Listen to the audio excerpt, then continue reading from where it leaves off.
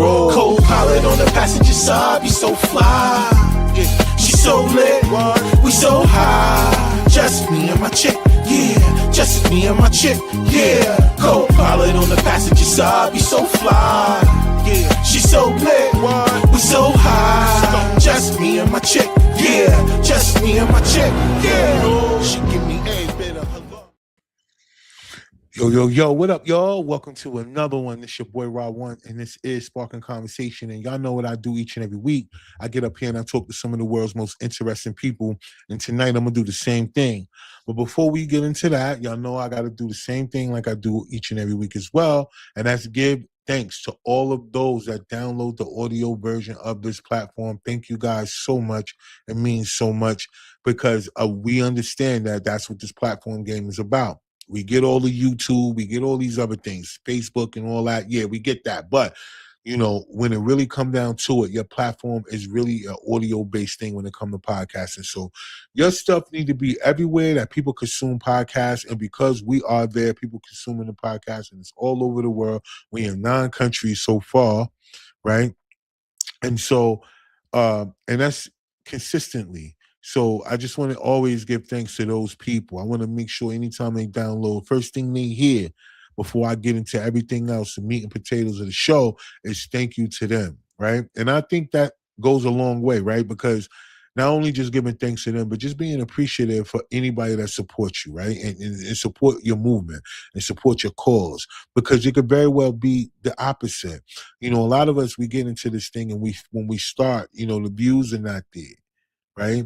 The support is not there. The likes, comments, shares, all that stuff is not there. Even the stars. You know, right now, when we go live on these platforms, there's a way people could support us by giving us a penny, right? These stars.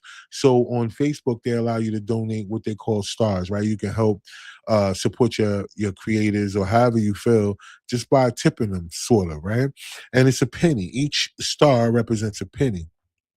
So even in that, you know, you got to be thankful, because I know some other people would probably be like, "Oh man, it's a penny." Like, no, even in a penny, 1 cent, you have to be thankful, man, because life is about that. Because no one owes us support, right?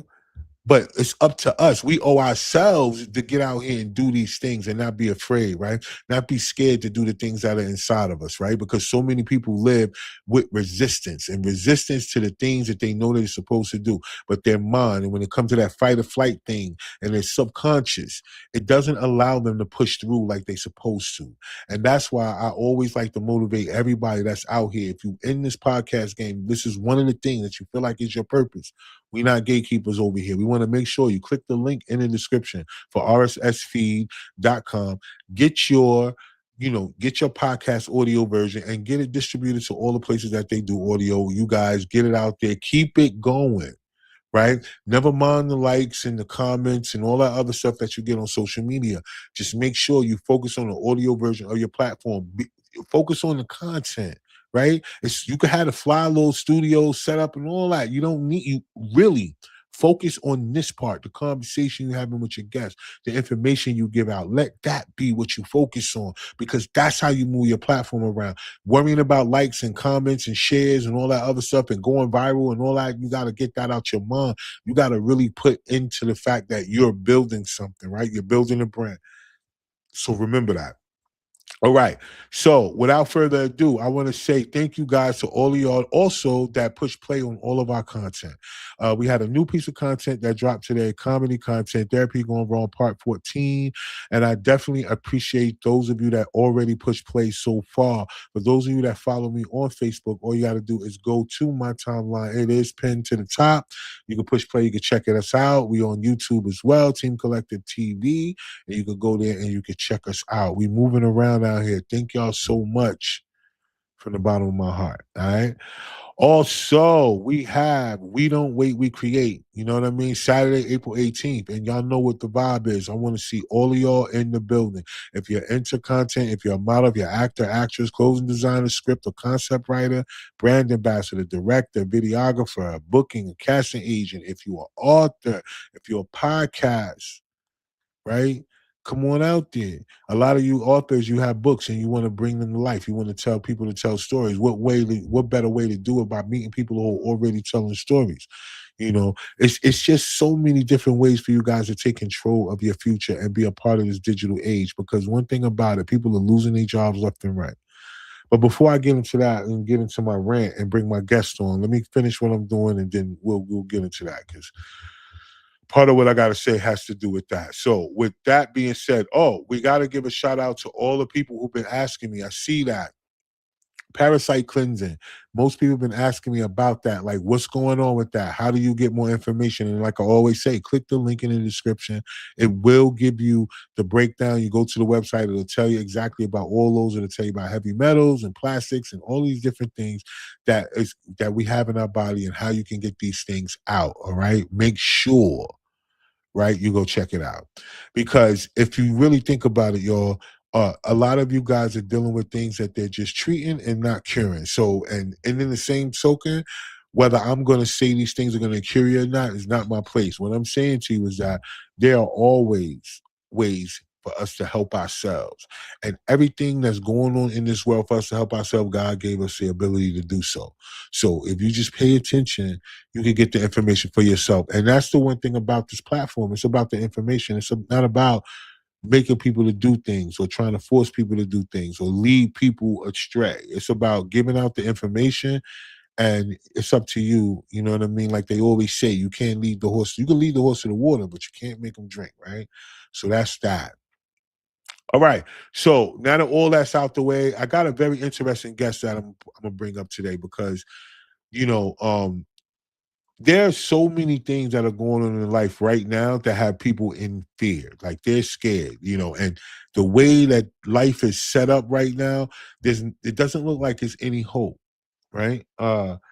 One thing we're going to talk about, which I'm not going to get too deep in, we know the government shutdown is going on right now. We understand that TSA, the lines, and all these other things, the airports and travel, and all of these things are just going crazy out here, right? You know, you got people that was going to work for a long time and not getting paid, and then so they said, "Yo, forget that. I'm not going if I'm not getting paid." And then I look at the war and all these other things, and they talk about the money that's going towards the war. And then so many people hit me throughout the week when things happen, asking me, "Am I going to talk about things?" And one of the things that people want to do is they want to start talking about things from a separation standpoint of Democrat, Republican. And I just want y'all to know, from my perspective, I tell y'all that on the platform all the time. I'm not I'm not separating the two. There's nothing about the two that seems separate to me. It all seems like it's all being worked together. They're all in cahoots some type of way. And if one person is against the other, they only concerned about what they want and not the people. Because who would want somebody to go to work and not get paid? So for all of y'all that was hitting me that are representing Democratic Party that are hitting me saying, "Yo, see, look what the president doing. He paying for the war, but he ain't paying for the TSA and all this other stuff." And I keep telling y'all, like, y'all keep acting like that is a thing that you don't see that is being done on purpose. You guys don't understand that in the background, to me, and it's just my opinion, that they're setting up for something bigger than that, right? And all these things that are going on are just a distraction because what's going to happen? The more chaotic things look, whenever a person comes and look like they are here to just save the day, they're the superhero, they're here to clean up the chaos and here to bring the change and all these other things. You got to be prepared for how that looks, y'all. Like this whole thing about the New World Order and all these other things that are going on, you guys, you got to understand that the way that things are done is being done in a way where it's leading up to it. You know, it's not just boom. Even though we look up one day and things are just boom, but it don't. If you pay attention, you can see when the boom is coming. And that's what I'm saying about what's going on right now, because the more people are in fear, the more that puts them in desperation. The more people are in desperation, the more they'll accept anything. And the more they'll accept anything, the more control you're going to be under. Think about it, y'all. If y'all really think that, you know, so many people are asking me, do we think that something is going to happen here on the U.S. soil? When stuff happens here every day. Like it doesn't take somebody from the outside of the country for things to happen. There are things happening in neighborhoods and communities each and every day. There's terrorism going on in these streets of the United States each and every day. We don't have to be, for a lot of us in some of these communities that we grow up in and things like that, we've been on high alert our whole life. It's not new. The only difference is the people from these other countries and these other things that are upset with the United States, they don't understand that it's the people in the United States are not responsible for the things that are going on with them. And we understand that on the other end when it comes down to them. It's just we all are casualties of war, and so to speak. But the whole thing about people, the whole travel ban that's going on, and the ultimate travel warning that's going on for those of you that are Americans that like to travel abroad and go experience other places in other countries, even in the midst of what's going on now. And now they're saying that you got to be extra careful and extra wise when you go places because people are looking to do things to you. But they don't understand, like, yo, it's weird. We get things done to us here already. So, like, whenever y'all guys are so upset with America that you think that all Americans are in agreement to what goes on in all over the world, I want y'all to know it's not. People are not even agreeing to over here what goes on in certain states. That's just not how it goes. You know what I'm saying? But for some reason, people do. Just like the guy they was talking about last week that went and shot up the people because of what happened when they started bombing in Iran and certain leaders were taken out. Then you got the guy over here who was an immigrant who came over here. He did everything he was supposed to do to get his citizenship. And then he get that mad about a place that he go and shoot up the people here. And it's like, yo, if you was that proud or you really wanted to be somewhere, why didn't you go there? Like, why you come here? And take it out on the people here. And the people here are not going over there taking it out on y'all. Whatever is going on with that particular part of the world and the leadership and everything else, y'all, to me, it's just to me, it seems like everybody is working together. They're trying to usher in this new thing. They're talking about smart cities. They're already putting cameras in every single everything, tapping into all kind of things. There's no such thing as privacy. You got things that's going on with the farming situation. You got farmers each and every day complaining about the seeds and everything else that's going on. And then yet we all are here just upset and battling over who's right or wrong on a party whenever we don't understand that the idea and the goal for us to work together more than ever is not being shown. I don't know. But anyway, I want to bring my guest up right now, right?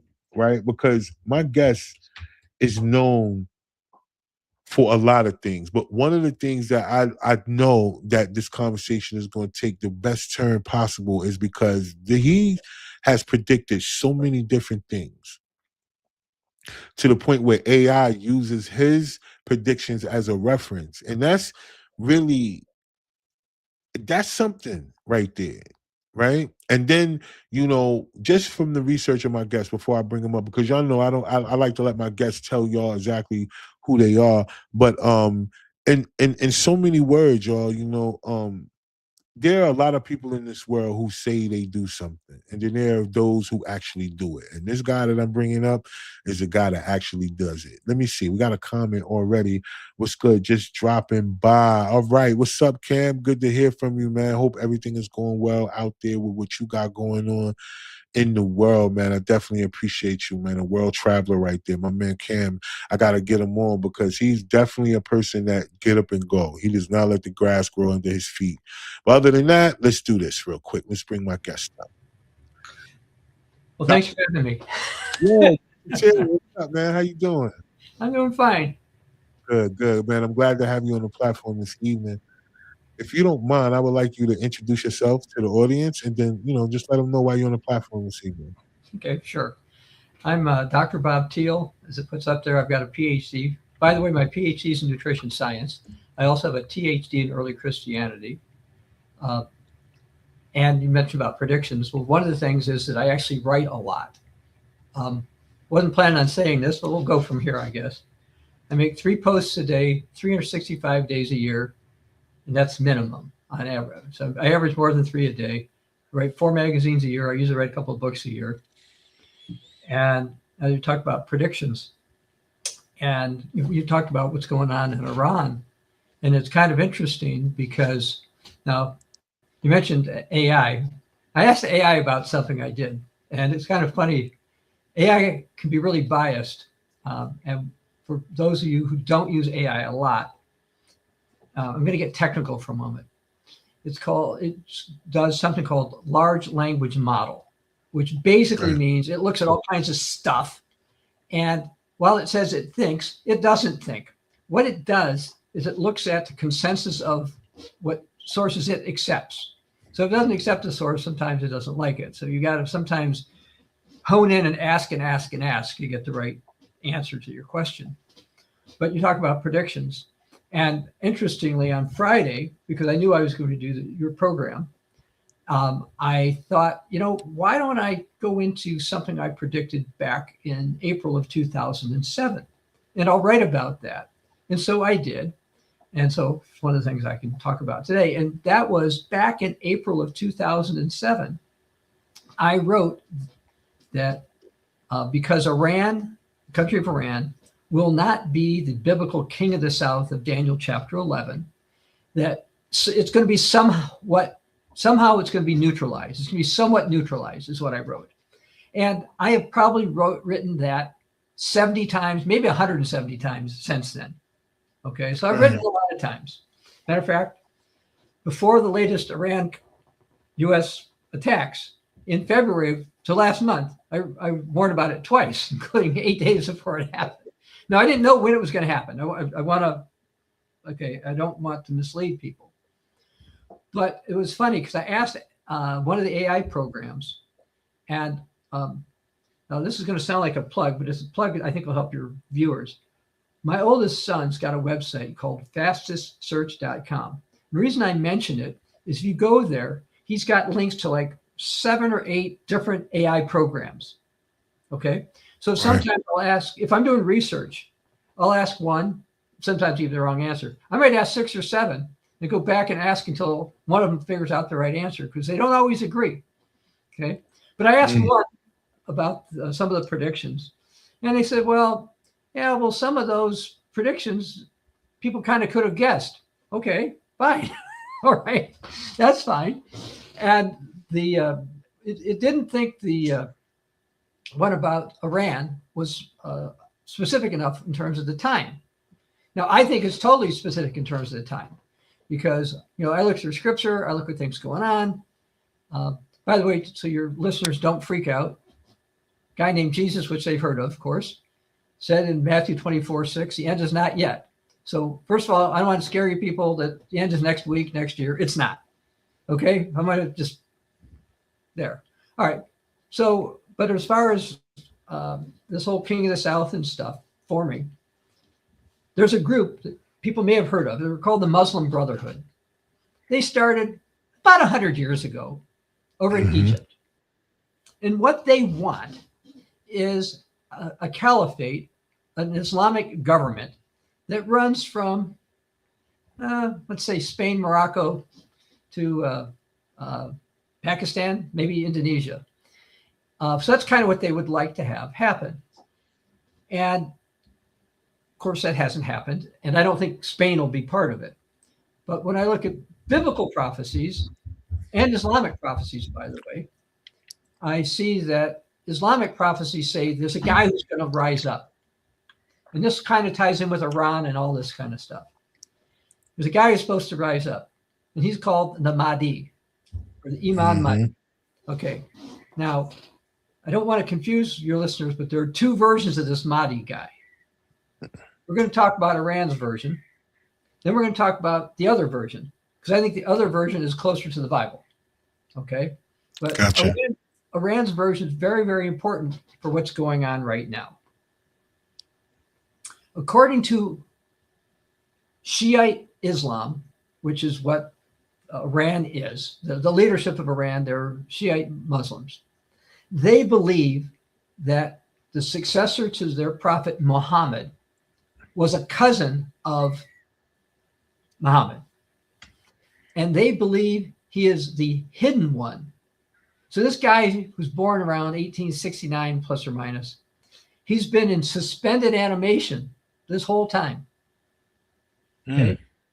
The Ayatollah, the one who's dead, he actually claimed to see or talk to the Imam Mahdi a couple of times a few years ago. Okay. Now, I don't believe that, but I'm just telling you that's what he said. Right. So They had another president of Iran about 8 years ago, a guy named Mahmoud Ahmadinejad. Right.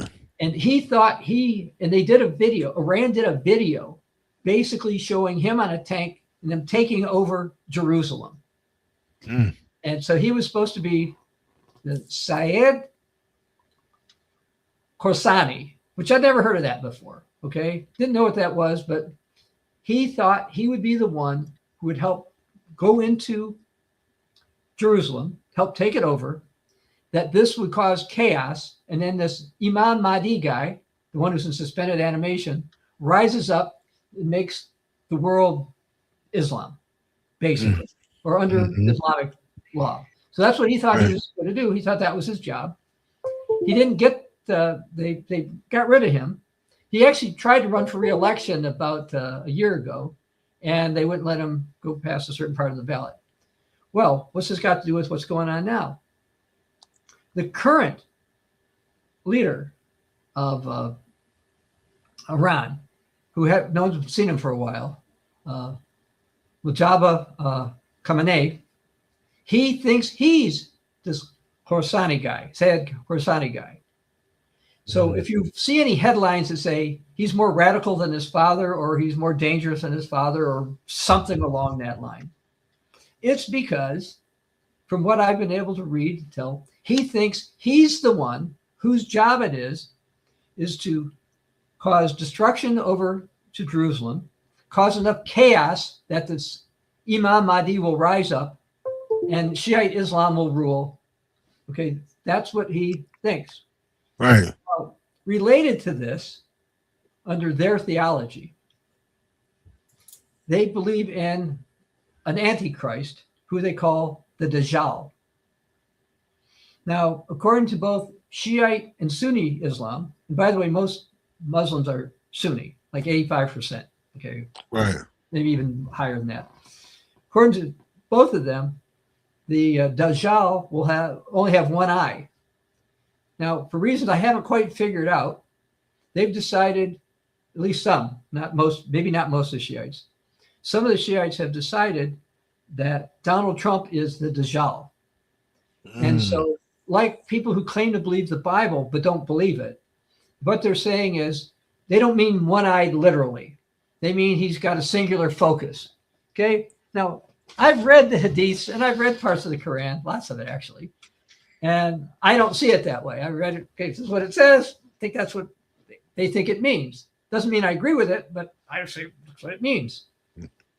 So their thinking is that the Dajjal is there, and either the Mahdi or the current supreme leader is supposed to kill the Dajjal. So Trump is supposed to die, according to that interpretation, and they want him dead. Of course, it's been speculated, and I think part of it's actually been proven that Iran did have something to do with one or more assassination attempts on Donald Trump. Facts. Okay. So they believe that if they can cause enough chaos, that this Imam Mahdi guy is going to rise up. Allah will take him out of suspended animation, and he'll be the one to bring upon the type of empire they want. Now, when Ahmadinejad was president, when I watched the video and read some stuff, the impression I got from him, and I think they still believe this, is that if they take over Israel, Jerusalem specifically, but parts of Israel, this will get all the other Muslims who are Sunni to go and support them. So that's what they are hoping. And then this guy is going to rise up and do all these things. Now, I mentioned that there's the Sunni Muslims. They got a very different opinion of this. They say, an Imam Mahdi probably will rise up, but he's not in suspended animation. He's not been around since the year 800 and something or another. He's not. He's a guy. He'll rise up and help unify the Muslim nations. Okay. Morocco, Libya, Algeria, Tunisia, Saudi Arabia, Emirates, Syria, Egypt. Better made it in Egypt, because biblical prophecy tends to if it points to a particular one country, this leader comes from, it would be Egypt. Egypt. I'm not sure it's Egypt, by the way, but if biblical prophecy pointed to one country, it's probably Egypt. So this is where Sunni Muslim prophecy agrees a bit more with biblical prophecy. Right. Now, I believe in biblical prophecy, which is why I wrote in 2007, 2010, 2013, 2014, 16, 17, 25, 26, all these years, that Iran ain't going to be the people who lead this. Okay. When you look at scripture in the Bible, the nations associated with the king of the south, Egypt, Libya, basically Jordan, Syria, the Arab countries. And it's like, okay, maybe Iran will support this, but I don't see anything that says it would be Iran.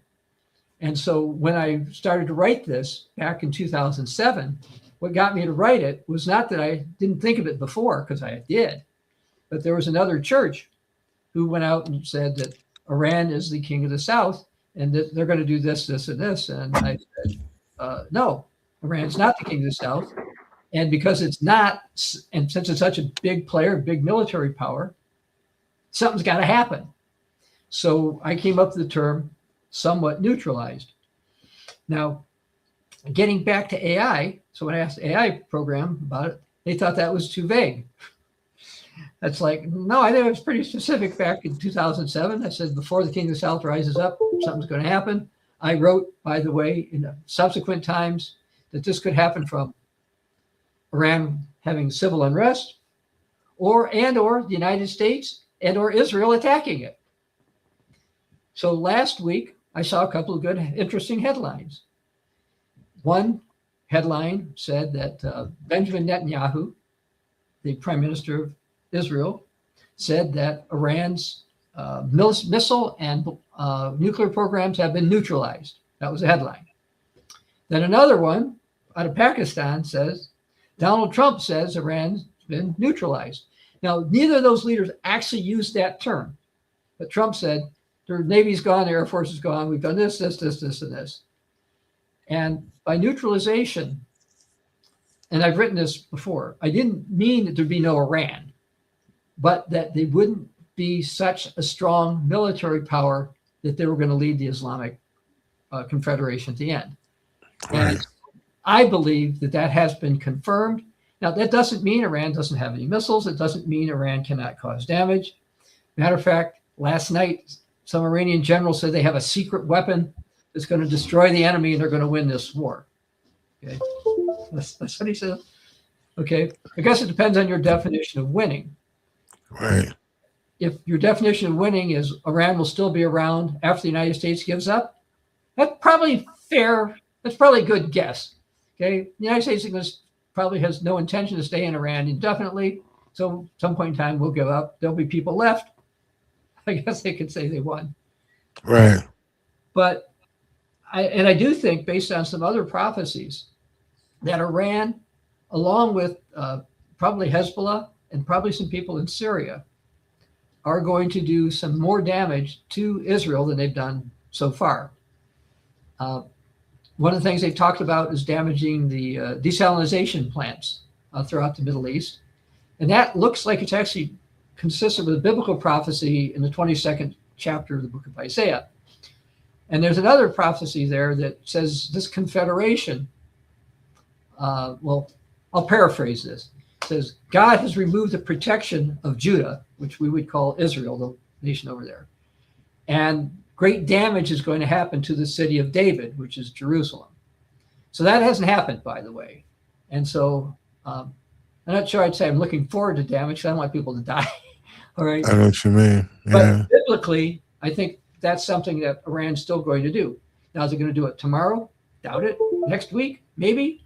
Next month? Maybe. Maybe Iran will follow the Art of War guidelines and pretend they've got nothing left. And a year from now, who knows? They'll do a preemptive strike. Okay, it's the United States right. To strike on them and starting 27th of February. So they might do it. So right. I don't know the when. And the reason I don't know the when, the scripture doesn't say when, but I got some ideas about the what. And again, the most recent one was the idea that Iran would be somewhat neutralized militarily, and they have been. Wow. So yeah, so I was thinking too, like while you were talking, and when they were talking about the Antichrist, because that's the big talk now amongst everything that's going on, right? Because of just so much of what Israel has been doing and how it seems that uh Israel has a hold on the United States to the point where they just have the United States doing things for them, and that's helping them to complete whatever their mission is. And at the same time, you know, we here are just being pawns used because, like I said, whenever people want to hurt something in America, they hurt the citizens. They never hurt the people who, they feel like call the shots. They only hurt the regular citizens that go to work every day and just trying to make it. They don't understand that there's a difference in that. So whenever you was talking about that Antichrist part, and saying that it probably wouldn't come out of Iran because of that, because I do notice that they are trying to, you know, Islam is really trying to take over in so many different places. I know in Texas they were talking about the new laws that are set in place in Texas for that. So, what do you think about that when it comes to the Antichrist? Do you really feel like the Antichrist will come out of anywhere, or do you really feel like Egypt is really North America and Okay. not in Africa? Okay. All right. Several different points. Okay. First, yeah, I do believe there is one the Bible refers to as Antichrist in terms of a final Antichrist. Yes, Islam wants to flourish and they want to take over. Uh, I know there are people who believe that the Antichrist will be Islamic.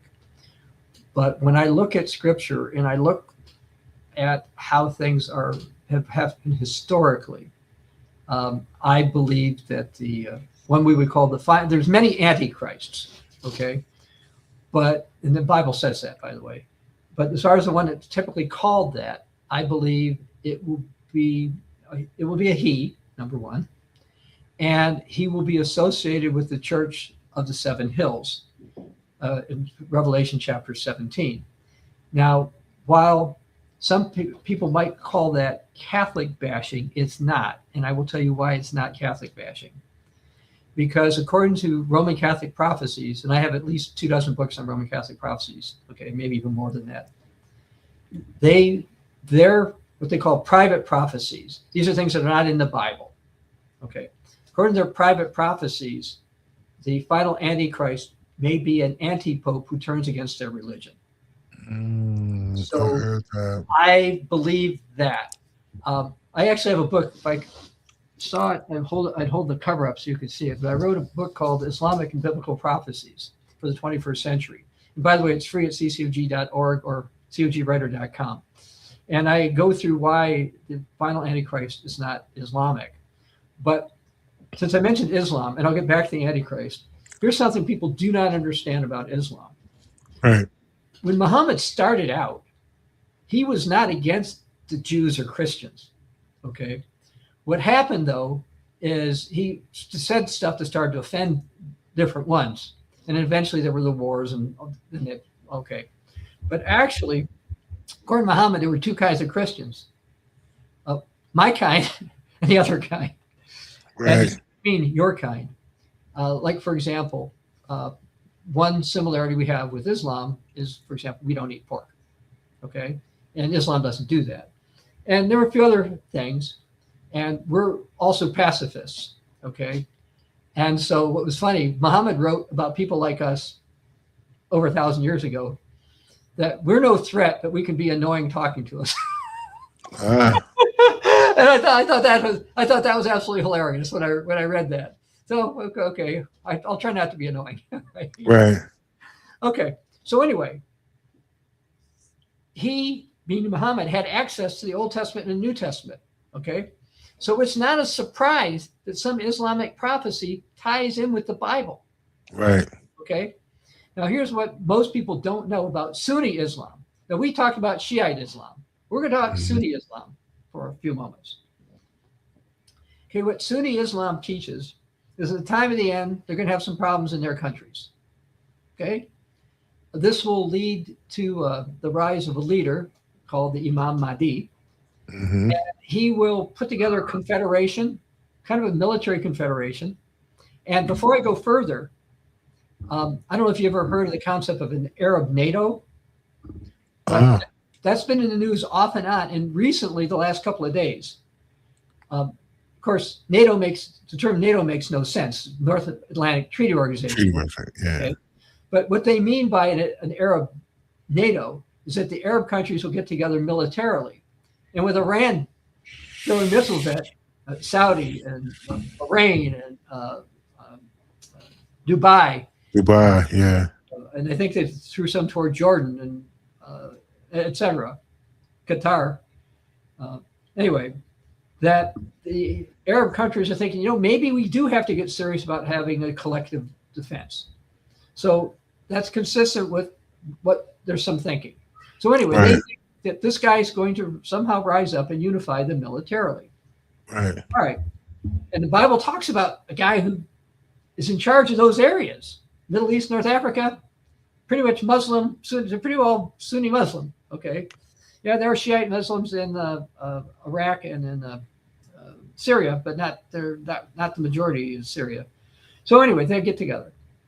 Well, they teach that there will be a peace deal between a leader that rises up in Europe who's a Roman Catholic.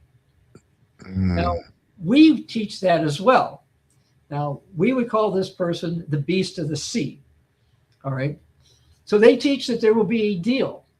Now, what's interesting, I go back to biblical prophecy. In the 9th chapter of the book of Daniel, chapter 26, Daniel 9, verses 26 and 27, it talks about a guy who's the prince. Okay, so he's not the top dude. He's called the prince. And he's the prince of the people who are going to destroy the city and the sanctuary. Huh? Well, back in 70 AD, General Titus, under the order of Emperor Vespasian, conquered Jerusalem because the Jews had revolted in 67, and they had it. They were tired of this. They just destroyed everything. Okay, so this prince, therefore, has to have some connection to the people of the ancient Roman Empire, because it was the Roman Empire that destroyed Jerusalem. All right. So because of that, we say he's got to be a European leader of some kind. Okay. Because Rome had, of course, Italy, but further north into Gaul, which is France now, and parts into Germania and those regions. So now we actually have a confederation over in Europe called the European Union. Yeah. Now, you mentioned predictions. One of the predictions I had was that the Lisbon Treaty would get approved about a dozen or so years ago, 14 years ago. And that happened, by the way, because I felt the Europeans are going to finally get together. But anyway, the Muslims teach that a European leader will make a peace deal with them. Well, there's a peace deal in Daniel 9:27, and it says this prince confirms the deal. Now, various people have different opinions about this. My opinion, I believe, is based on what the Hebrew says. It says he doesn't say he makes the deal, and because he's the prince, he ain't the top dog. Okay, Right. He's just a guy. Now, what's his position? I don't know. Could he be the minister of defense? Maybe. Could he just be a member of parliament? Maybe. Could he just be a guy who's got influence? Maybe. And I say that because I think when this deal is made, a lot of people won't believe this is the deal. And the Bible says it'll be a 1-week deal. Now, 1 week, how long does that mean? Well, according to the Roman Catholic Saint Hippolytus, who wrote in the early 200s AD, he said the 1 week meant 7 years. And most prophecy interpreters, including myself, agree with that. So we think there'll be a 7-year deal. Now, Islam, by the way, says a 7-year deal will happen between this head dude in Europe and their dude. Okay. The biblical terms for these guys are the king of the north and the king of the south eventually, but they call the one their leader, who's the Mahdi. So he makes a deal, and according to them, it is a 7-year deal. Okay, now maybe Muhammad people got this from the book of Daniel, or I don't know. I'm just telling you, Sunni Muslims teach a 7-year deal. Then they teach in the middle of the deal, the European dude's going to break the deal. Wow. Now, you can read that in the book of Daniel, chapter 9, verse 27. And if you go to Daniel, chapter 11, verse 31, this guy who was the prince is now the king of the north. So he breaks the deal in Daniel 9, of Daniel 9:27. He breaks it in Daniel 11:31. And by that time, he's called a king. So he's the top guy over there. Now, Islam teaches when he breaks it, the Antichrist is going to reign for 3.5 years with him. Well, who teaches that? A lot of people teach that. We teach that. Right. Okay, so the idea that the beast and Antichrist are going to reign for 3.5 years is consistent with what we teach, what we think the Bible teaches, and there are a lot of prophecy watchers who believe the same thing. Then Islam teaches this dude that everybody's heard of, called Jesus, is going to return. I kid you not. They say after 3.5 years, Jesus is going to return. And he's going to get rid of these guys. And the Bible teaches in the book of Revelation, chapter 19, Jesus comes, these guys get tossed in the lake of fire. All right.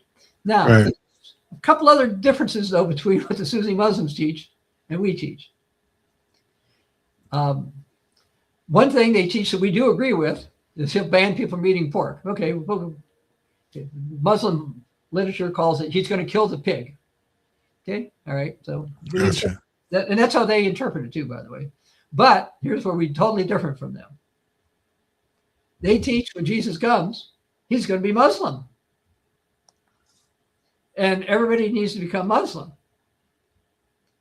See, what a lot of people don't realize, Islam teaches that Jesus is a great man, a prophet, and a savior. But they do not teach that it should be Christianity. Let me back up a little bit on Islam. Wow. Okay. Islam teaches that Abraham had the original faith. Okay, Abraham, Right. Isaac, and Jacob, and Israel, and all that. And that God then worked through Moses. This is what Islam teaches, to get the Jews better, or get the children of Israel better. Then Jesus came to make it even better. Okay, so he improved upon it. But according to Islam, the Jews and the Christians went the wrong way.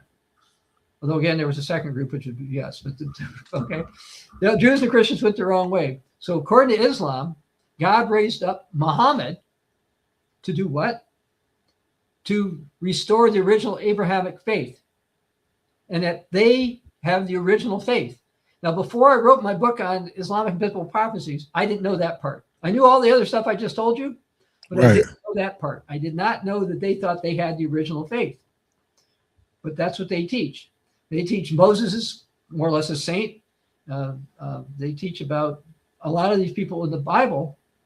They say were great men and women. Okay, they teach that. So, but they teach that when Jesus comes, he's going to tell everybody they should be Muslims. We don't believe that.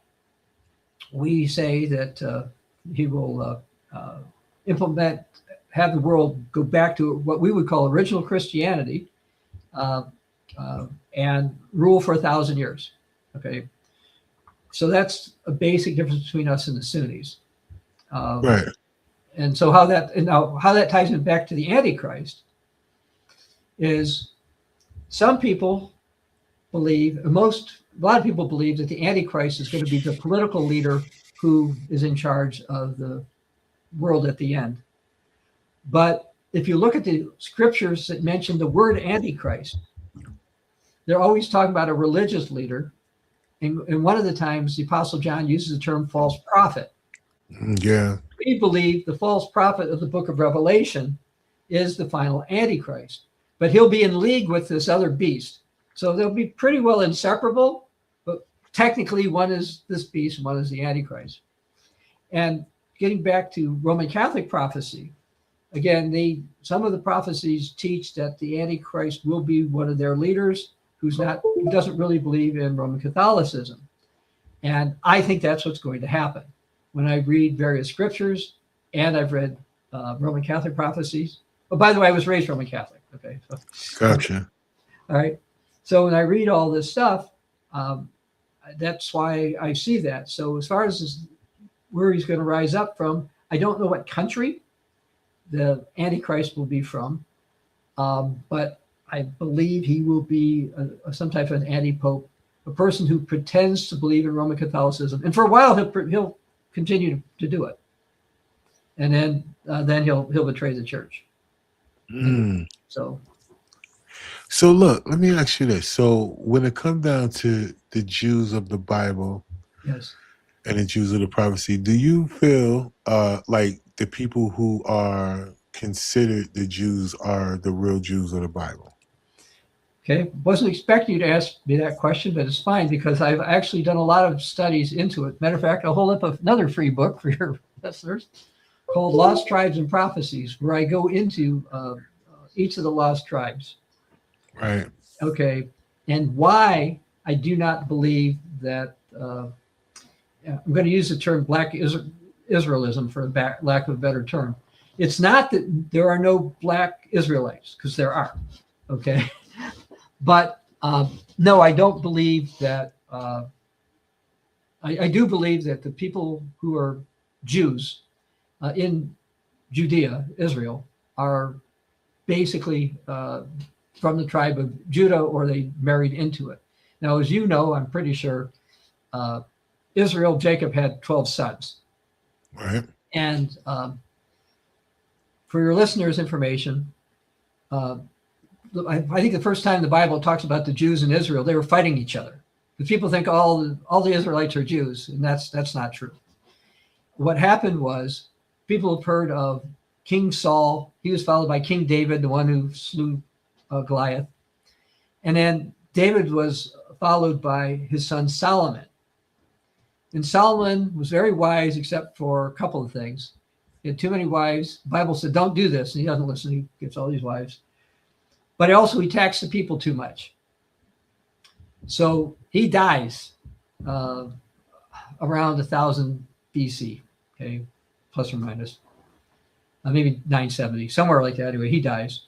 And so some of the people come up to him and say, look, your dad taxes too much. We got to eat. We can't afford this. Cut us some slack and we'll do what you want.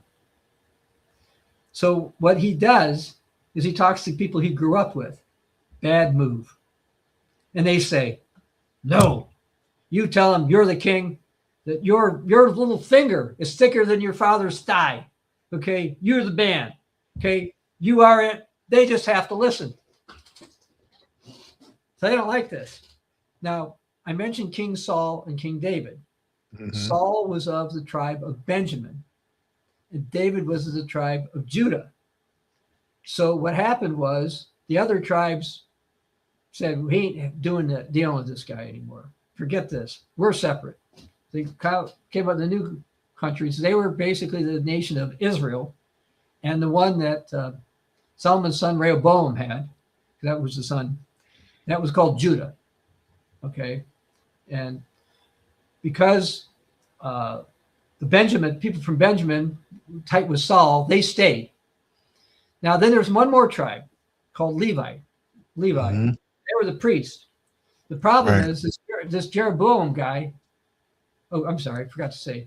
They made their own king, and they put a guy called Jeroboam as king. Gotcha. Okay. So now Jeroboam's starting to worry, though. There's a festival that the Jews keep, and we keep, by the way. They call it Sukkot. We call it the Feast of Tabernacles. And Jeroboam says, look, if these people go down to Jerusalem to keep this, maybe they'll turn against me. I don't like this idea. So he says, all right, I'm going to come up with my own holiday. Be the next month. And you people go to my holiday instead. So they did.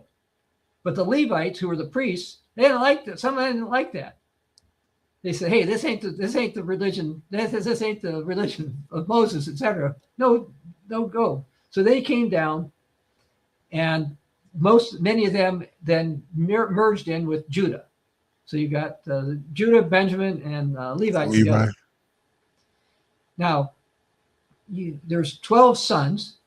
You said, but aren't there 10 lost tribes? Yes, because what happened was there's a guy named Joseph. You may have heard of him. They actually did plays. Joseph's Amazing Dream Code or whatever they call that. But he was in Egypt, and he helped prevent them from starving from a famine.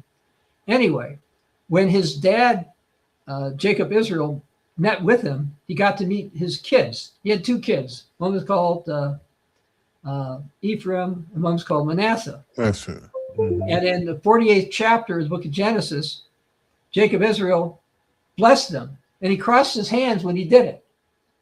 Okay? And then Joseph was standing there. Oh, so at the time, Jacob Israel said, I adopt these kids and they get my name, which was Israel. Okay? All right. But Joseph sees the guy's hands are crossed.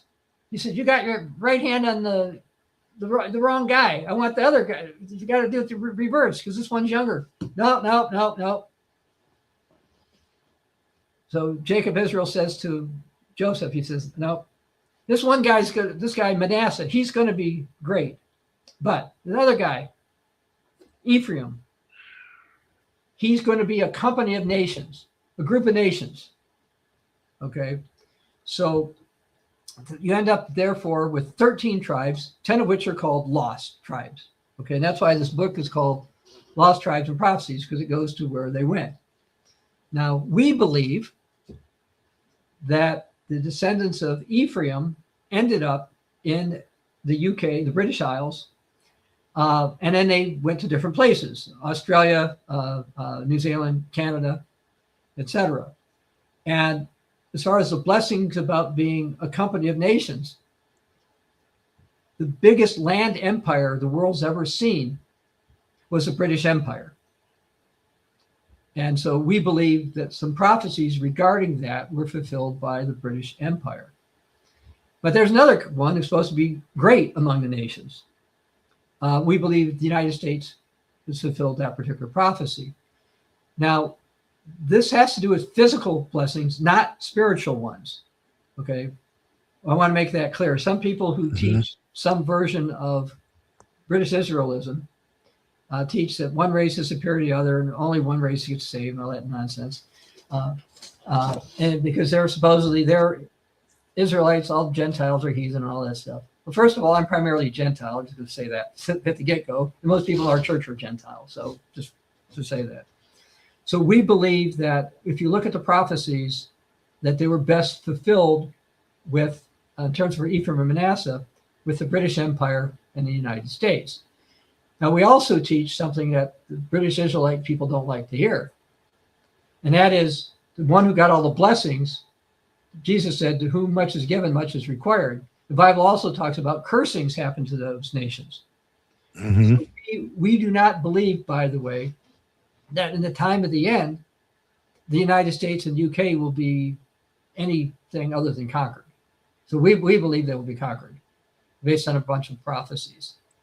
So that differs from, I hate to use this term, but I will, white supremacist Israel view. They don't agree with us. And that's fine. We have nothing to do with them. We've been lumped in with them occasionally, but when people actually read what we teach, they say, well, no, you don't teach any of that. No, we don't teach any of that. Right. Well, I asked that question. Go ahead. Yeah, I was saying I asked that question because, through a lot of different research and, having different conversations, people don't, the Jews or the people who call themselves Jews now are really Khazarian Europeans, right? And not actually the Jews from the tribe of Judah.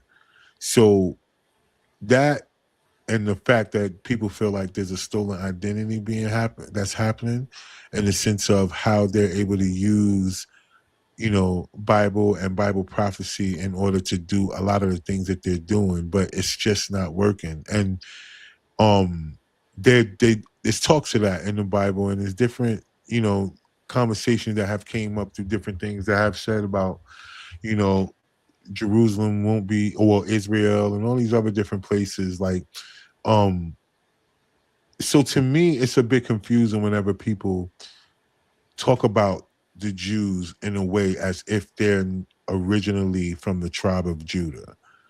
And so that's what I wanted to, that's what I'm trying to get from you. Do you feel like, or do you know based on your research, whether the Jewish community, especially the ones that are in Israel and the ones that are responsible for what's going on out here, are original descendants from the tribe of Judah, which Yes, although would there's be a lot of, considered the Jews, right? yes, Which would be considered the Jews, right? right. And so reason why we're saying that is because in every area of where all of these things taking place at, European whiter skinned people could not have been these people, right? So from your research and stuff like that, have you ran across that bit of information, or do you feel like that information is not true? I've certainly run across it, and I don't think it's true. And I'll give you a couple of simple reasons. You've heard the expression, "A picture is worth 1,000 words." Mm-hmm. I can find a picture. I'm going to hold it up while I flip through my book here. Okay, remember I mentioned that Emperor Vespasian had Emperor General Titus take over Jerusalem, Right. take over Israel and destroy Jerusalem. All right, somewhere here, I can find it. I should have marked it. I have a picture of two coins that were made at that time. Mm-hmm. So the Romans put together two coins, okay? And I looked at those coins. As a matter of fact, I actually contacted the guy who took pictures of them so I could get better pictures of them a long time ago. And I'm still looking if I can find the coins. If I find it, I'll show it to you. If you look at the coins, it talks about Judah captive, okay? That's in Latin, basically. So they're the captives of Judah. Anyway, those people, if you look at them, are not black. They are some type of Caucasian. And so I'm not finding the picture because I'd hold it up. Oh, did I just see it? Hold on. Maybe I did see it. Yeah, okay. I don't know how well this is going to go out for your audience to see that. Right. Those are the coins, because that's the emperor, of course. But on the back side of the coins, it shows their captives. And those people are some type of, they appear to be some type of Caucasian. And so now, again, there were blacks and others who met with them, people from Egypt interbred with them. I mean, there were all kinds. But that's one of the reasons why, because I've had people tell me, no, the ancient Israelites were black. No, there's no, to me, it is totally illogical that the Roman Empire would make coins of them capturing European-looking Jews if the Jews were black, Negro people. Okay.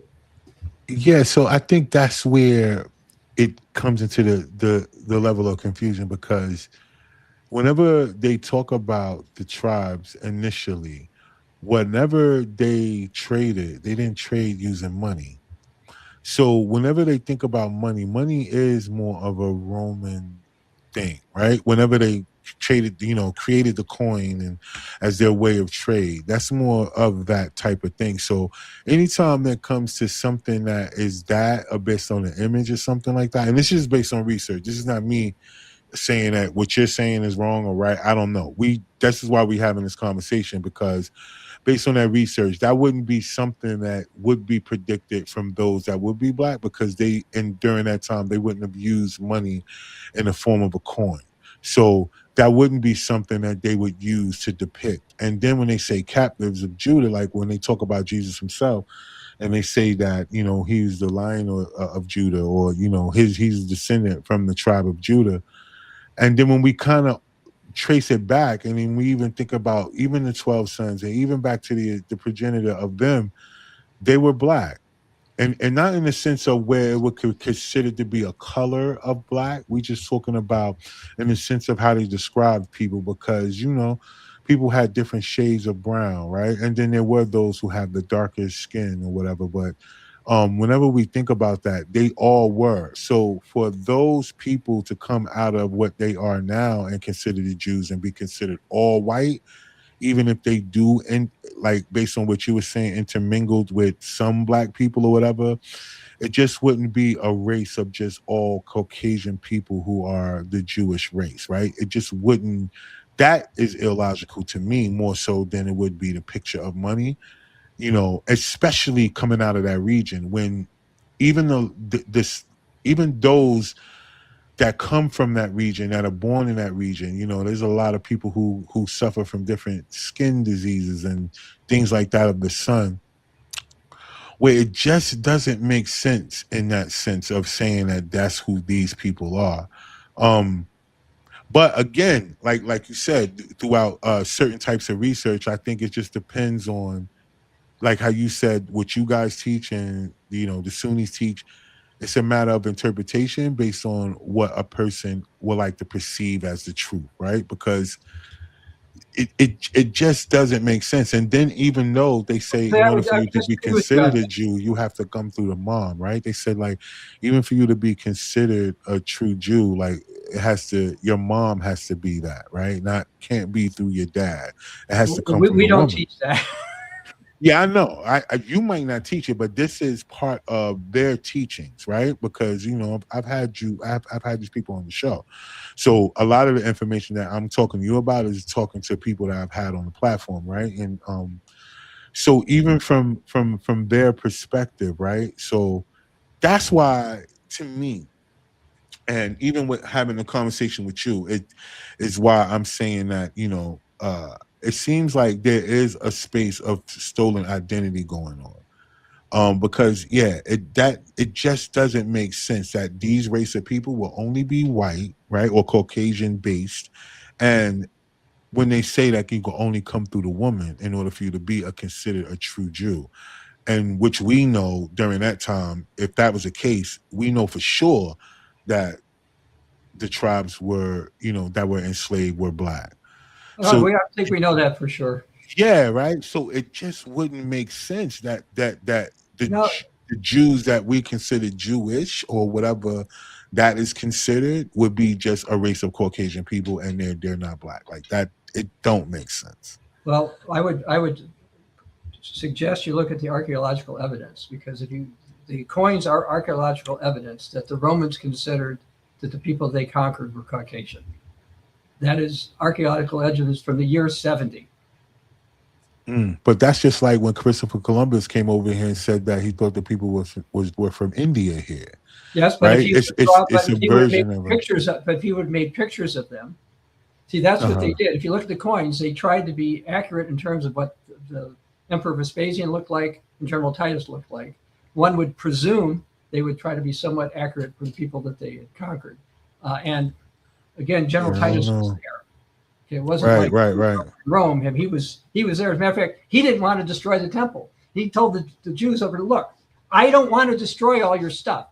right. Stop fighting us, or else. And they didn't listen. He said, "No, you don't understand. We're stronger than you." And so, But I get where you're coming from about the coin though, because if General Titus did take over Jerusalem, I mean there were a bunch of Caucasians that were in Jerusalem, but I wouldn't consider, like, even then, and they were there because I mean they were there with him and they took over and they conquered. So I can understand if now another regime came in and they felt like they conquered Caucasian looking people during that time because of those that came through with General Titus, but that doesn't take away from the original people that was there. It's almost like the Palestinians and the Jews. Like the Palestinians have always been there, right? So it don't take away from that just because when a certain people come. It's like now, like if a person comes to the United States and they take over this United States, no matter what happened from colonization, right, up until now, they wouldn't be able to come over here and say they just took over these type of people. Like this is what the people look like. I, Even I, if you looked at our money, like right, if but you looked at our money, they wouldn't be uh, able to say that all the people look like our money. I have not seen any archaeological evidence that the people there were black. Where? In Israel at the time of Jesus. The earliest, now this is probably biased, but the earliest depictions of Jesus, in terms of some people trying to draw pictures of him. First of all, he did not have long hair. Right. But the earliest depictions that they've found claim he's Caucasian, but that's not proof. And the reason that's not proof is that was a century or two later. Okay, so that isn't proof. But I haven't seen any archaeological evidence around the time of Jesus that the bulk of people who were Jewish were black. Now, when you read the book of Acts, the people who came to Jerusalem, Acts chapter 2, most of those people came from the Near East or Europe. And I think one of them, may have come from Africa. But so the bulk of people coming in to keep the day of Pentecost were also from what I would call Caucasian-dominated lands. Yeah, nah, you know what? And that's why I said this is a great conversation, because, even in the Bible, right, when it talks about when Jesus, when they had to flee, and they had to flee into Africa in order for them to escape the persecution of the king at that time. Now, we all know that Africa as a country in a whole is black, right? And black people. So in order for Jesus to even be able to blend in and hide in, he couldn't have been Caucasian, because he was stuck out like a sore thumb. No, I disagree. Especially during that time. I disagree. You know what I'm saying? Because I disagree, because the Egyptians were not black. They were brown. Okay. Well, that's the thing about color. See, that's it. Right there, what you're saying. I think that's where the issue lies in when it comes down to, because people look at color as a race. Right. No, and black is not a race, right? I understand. But you also look at facial features. Okay. If you look at the hieroglyphics, you'll see three types of hieroglyphics. One, where people are white as a sheet. Okay. Two, where they're black as this mouse. And three, where they're brown. And most of the people in hieroglyphics are brown. Okay. Okay. But when you look at their facial features and bone structure, they appear not to be consistent with. If they used to divide people into three categories, broad categories: Caucasoid, Negroid, and Mongoloid. Okay. If you look at people in Egypt on hieroglyphics, they appear more on the Caucasoid side than they do the Negroid side in terms of nose and how their faces look. Yeah, well, yeah, but that's again, whenever you look at the country of Africa in a whole, even those from the countries in Africa, they look different. Like, all Africans don't look the same, right? You can't say that a Nigerian looks like a person from Ghana or whatever. So I get where you're coming from when that. Go ahead. Go ahead. In northern Africa, those people are Arabs. Okay, all of northern Africa, they are Arab peoples, and that's what was in Egypt. So who were the Cushites then? Who was the Cushites that were originally in Sudan? And the Cushites were in Sudan and Ethiopia, and there were actually, I think, 6 Cushite pharaohs. There was a Cushite dynasty for a short time in Egypt, but they were not their first and they were not their last. They were there for a short period of time. They got sick and tired of the pharaohs who were having all kinds of problems. They didn't like how they were treated. They got their military. They rose up to the Nile and they took over for a short period of time. But the bulk of people in North Africa, and I'm hoping to go to Morocco maybe next year, are Arabic. And I've been to Arabic countries. And those people are not black. Hold on, my battery thing just turned on. And I don't want the extra noise. So North Africa is predominantly Arabic and has been. And again, I've been been to Arab countries. Yeah. But still, at the end of the day, I think that's where people get the confusion, and the people, like I said, they consider black a race, and black is not a race. I mean, it was a description of people and a description of what they consider people to be when it came down to, I guess different shades of how you could describe a person, but black is not a race. And for some reason, we have all been, as far as brown skinned people, darker skinned people, not Caucasian people, we have all been wrapped into a color as a race. So that's not true, because it's just like all Caucasians, not just because they're Caucasian doesn't mean that they're not tied to a race. But when it comes down to people who look like me, we're tied to a color, which is not a race. So I, anytime people talk about Africa, whether they try to separate northern from central to southern Africa, they try to separate its people as if its people are not, you know, of the same. Now, depending on the shade of a person is different. But when we come down to melanin based people, um we all, and I'm talking about people who are melanin based people, we have to stop accepting that a color as a race, right? Because then that's when conversation like we're having right now, it gets muddy and it gets confused whenever a person says these people were not black, when we I'm not black, right? But I will be considered that just be based on the way person wants to look at me, right? But I'm not either. Like if somebody was like my color right now, the color I am, if I was to answer that on a test, I would get it wrong if I put black, right? But I'm to accept that as a color, or based as a race, and that's wrong. And that's why people think that there's a separation between brown people or people, melanated people in general, that when it comes down to Caucasian people, they think that because a person is brown, that doesn't make them of a certain descent. And that's not true.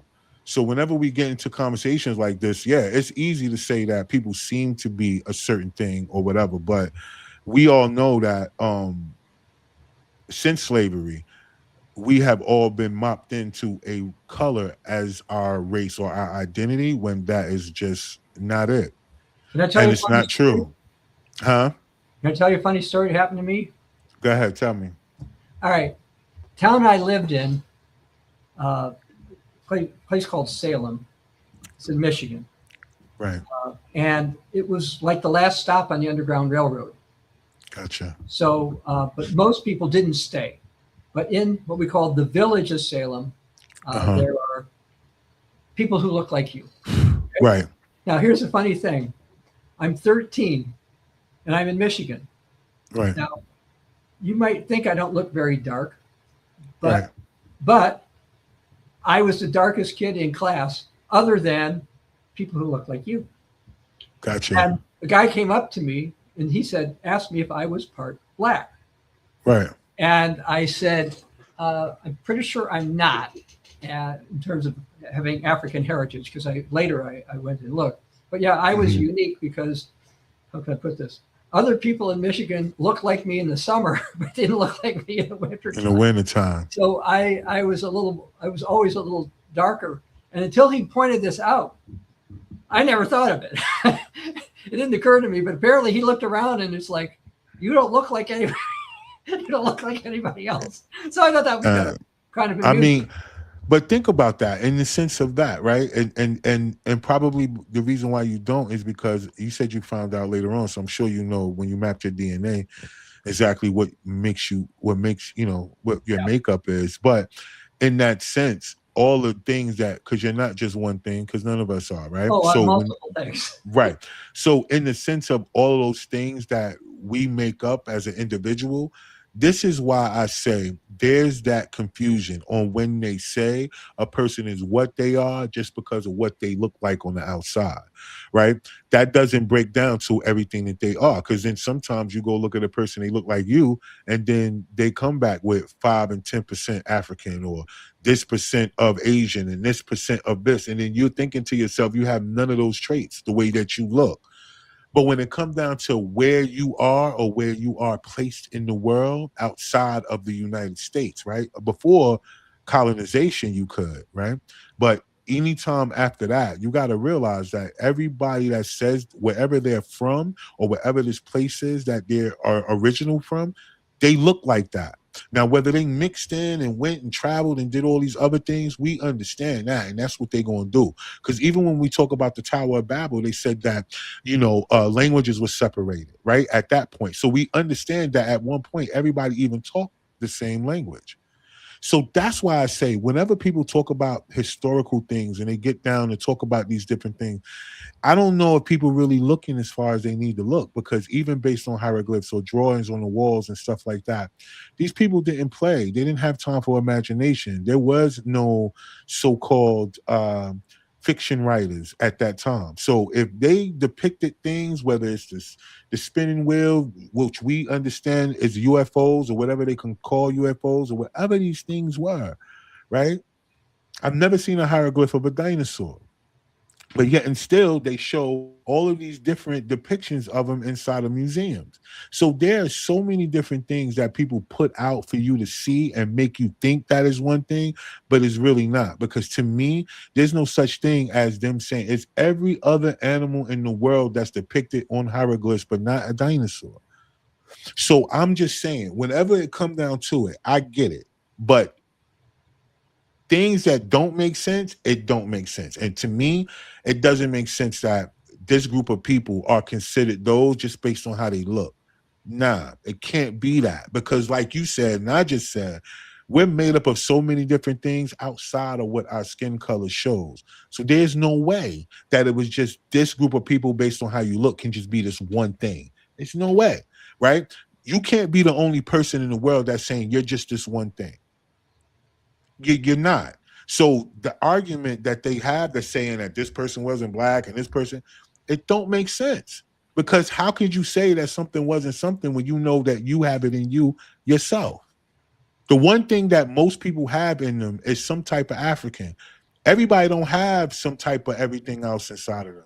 But every single person that ever mapped their DNA, they have some form of African percentage in their DNA. It's not that the opposite way around. So regardless, people can have the argument, they can say what they want, but the majority of people come from melanated people. Now they can call them black, call them brown, call them shims and him, whatever.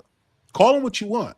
But when it comes down to it, the proof is in the pudding. And all I ask is for people who map their DNA, who have done their DNA, just to say, prove me wrong. Who don't have a percentage of African in them? Just say it. But there haven't been a person that can say that. So for those that are saying that this is not true, it don't make sense.